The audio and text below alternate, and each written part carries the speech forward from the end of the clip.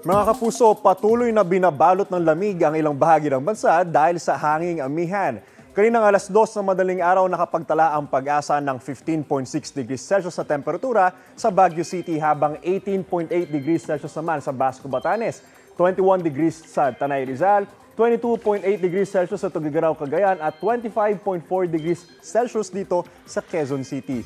Dahil din po sa amihan, maalon ngayon at delikado sa maliliit na sakyang pandagat ang sakop ng Batanes at Ilocos Norte at Cagayan kasama ang Babayan Islands. May rapot, iwasan muna natin ang pumalaot. Ayon sa Pag-asa, apektado ng amihan ang Northern Luzon, Central Luzon, Silang naman sa Quezon Province at Bicol Region, habang East release o ay mga local thunderstorms sa Visayas at sa Mindanao.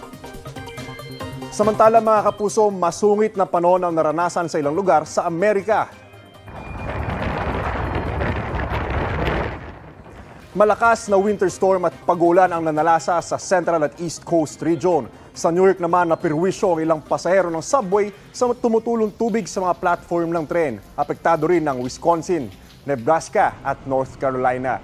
Mahigit 400,000 bahay at establishmento ang nawalan ng kuryente bago ang inaasahang lalo pang pagbaba ng temperatura sa darating na weekend.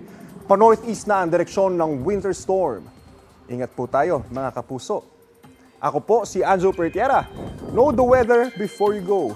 Para mark safe lagi. Mga kapuso.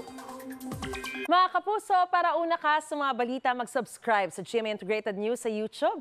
Sa mga kapuso abroad, subaybayan niyo po kami sa GMA Pinoy TV at sa www.gmanews.tv.